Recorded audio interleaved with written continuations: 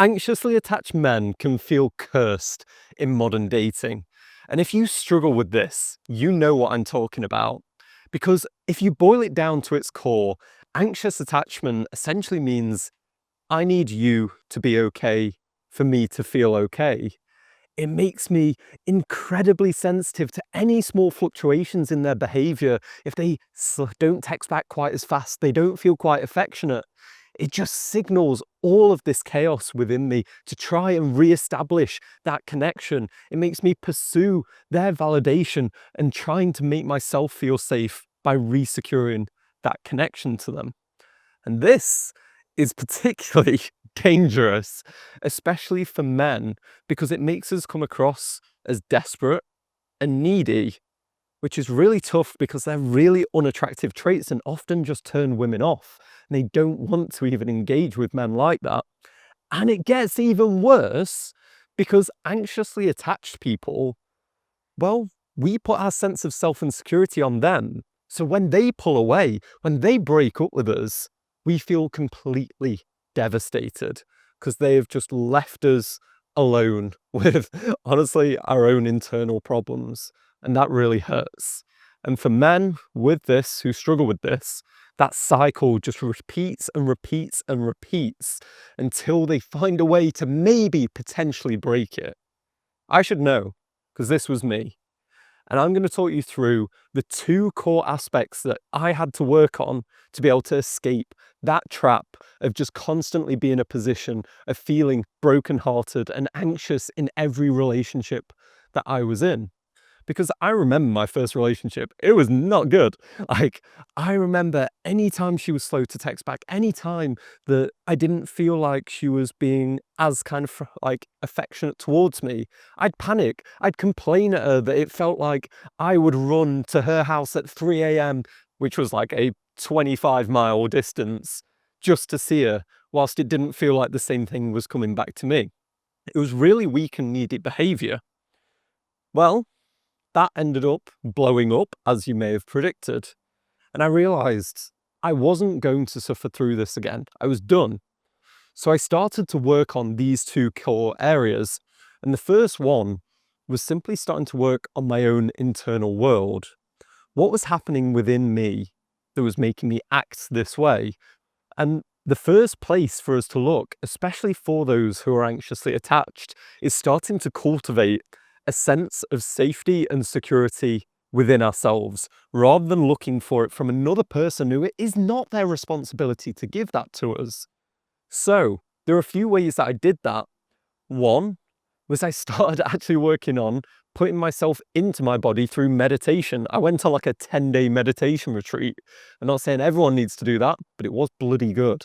And what that did was just allow me to connect with the parts of myself that were starting to feel anxious. Because you know that feeling you get when you've sent her maybe a text message to meet up, or she flaked on one of your plans, and it kind of like you get a shiver up your neck, you tighten up, and you start to feel all of these quite powerful emotions, but you hide from them in your head. And all it does is build up and make you feel more anxious, make you feel less secure.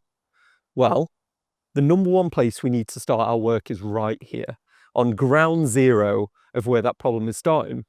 So it's working on our ability to connect back with our own emotions, find that sense of security, be able to emotionally regulate back down from those positions of like, oh my God, she hates me, she's not messaging me back, she doesn't like me at all. Oh, why do I even bother?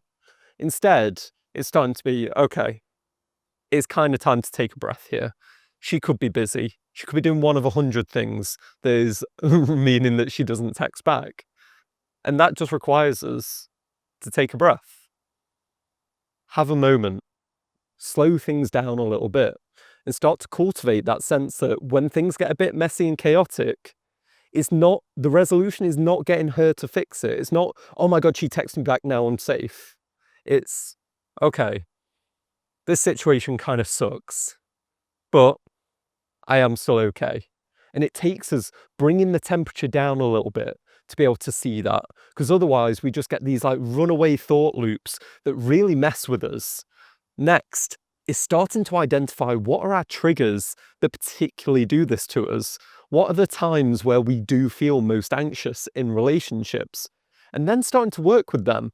Because maybe it's cultivating some kind of systems of, oh, when I feel really anxious in a relationship, I go for a run. Like, let you in on a little secret. I was starting to date a girl, and partway through, I thought, easy, easy. I'm going to ask her out. She's going to say yes. Breezy. It's like, it's a done deal. I asked her out. She said no. And my ego got absolutely blasted. My anxiousness flared up.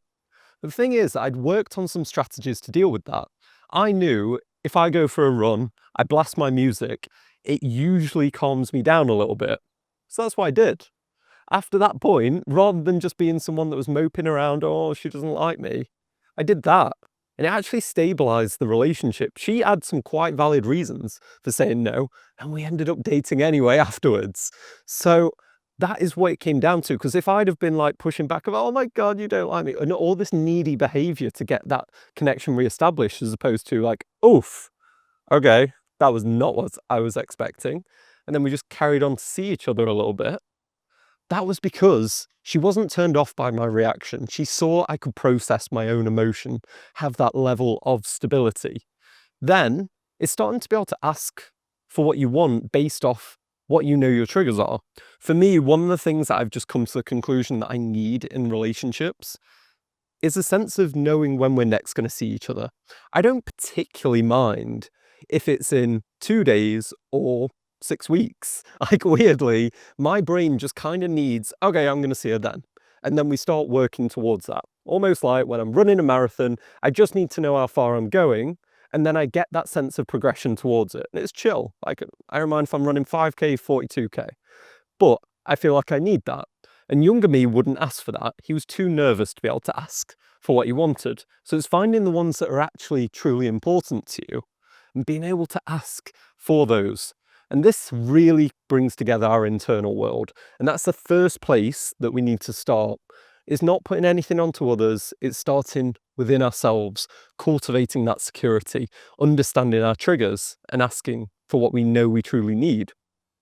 Next, it's starting to work on our external world, and this was massively important for me.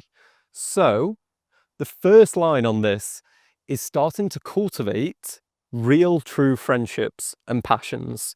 One of the biggest problems I had in that first relationship was I did the same mistakes so many men tend to make.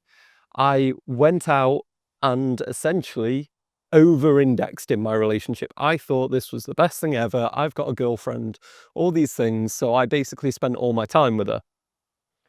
Problems, because then I was so reliant on her for everything about myself. She was my best friend, my football watching buddy, my gym partner, all these things. She became all of them. So when she pulls back, then what? That's my entire life that's gone with her. Instead, we need to really set almost like these foundational pillars that we have in our lives, so that if one of them is just a little bit rockier today, for whatever reason, the whole building doesn't collapse down on ourselves. And that's what I built and curated for myself now. Like, in my relationship, I'm way more secure because say she's busy and she's not able to engage with me. Say she's having one of her days of being a little bit avoidant, which is secretly happening right now.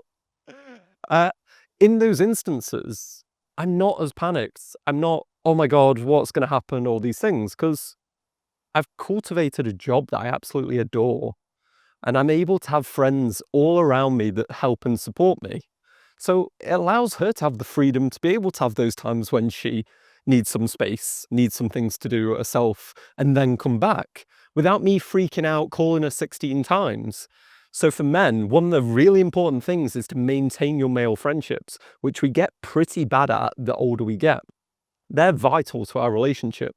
It makes us feel more confident so we don't end up panicking at any time we feel that sense of like fluctuation of like, oh my God, I don't think she quite feels the same way. She doesn't lean into me as much when we hug. Like, if you know, like if you're really anxiously attached, you're like hyper vigilant for all of this kind of stuff. And that's what starts to vanish once you start to have these other areas of your life. I adore running. Like, I did Manchester Marathon at the weekend. Like, I have these hobbies and structures. I started doing jujitsu. There are these parts of my life that exist that are independent from her, and that allows me to be much more secure in my relationship. The second thing, and this is something I do recommend to guys, especially if you are like really kind of, oh my God, this girl's everything to me, is building a confidence with your ability to meet any woman. Being able to go over and speak to somebody, because I absolutely adore my girlfriend and I'm all in on this relationship. But the thing that doesn't make me an overbearing boyfriend is, well, the fact that I know, like, if for some catastrophic reason, like, this doesn't work out, I know I'm going to be okay because I've done it. I literally teach it. I go out and speak to girls on the street. I go on dates with girls that I've just met. That's how I met her. Part of my security is that sense that I know I can go and speak to someone else. It's going to be horrible. Like, it's a lot of effort and friction and all this stuff that I'd have to do. Like, I don't want to do that, but I know I could. And this is the feedback I get from clients quite a lot when we work through this. It's like, if the only way you knew how to meet women was simply through like, oh, I got super lucky, I got introduced once by a friend of a friend, or I got this, like, I was on dating apps forever and no one ever came along, and then there was this one girl. Obviously, you're going to be really sensitive here to if it feels like that relationship isn't going to last. Having that comfort in a sense of, I'm okay with myself and my ability to meet people, it really, really helps. It might be a little bit crude and people might not like that, but I know it's true. Then, final part of your external world, picking the right partner. Anxious guys have a bad habit of falling into the trap of picking really avoidant girls because it allows them to play out that game that they know of, I step forward, she steps back, I chase them, and we do this, and it tears us apart internally. I remember a girl I dated a couple of years ago now. She might be the most avoidant girl that I've ever fucking seen. And I got it in my head that I was just going to make it work. I was arrogant. I was like, oh, I'm a dating coach, I can pull this off. She's like, beautiful model, all this sort of thing. But she was just the most avoidant girl I could ever come across. And it made me miserable. Like, dating her literally made me miserable. But the girl that I date now, she's a smidge avoidant, and she'd happily admit that. I think we discussed it on our first date, like what attachment styles we were. I said, yeah, like I know I'm a little bit anxious, and she's a little bit avoidant, but she's not extremely avoidant. She will still come back and connect. And this is a hugely important thing for us, is picking a partner that isn't going to bring out the worst in us. If you have someone that is totally avoidant, that never really wants to engage with you, is constantly pulling back, it's going to be really bloody difficult for you to have an honest and secure relationship with her. So, if you fix your internal world, your external world, I guarantee you'll escape that trap, because I did. My clients have. Anxious attachment is not a curse forever. It's something you can escape.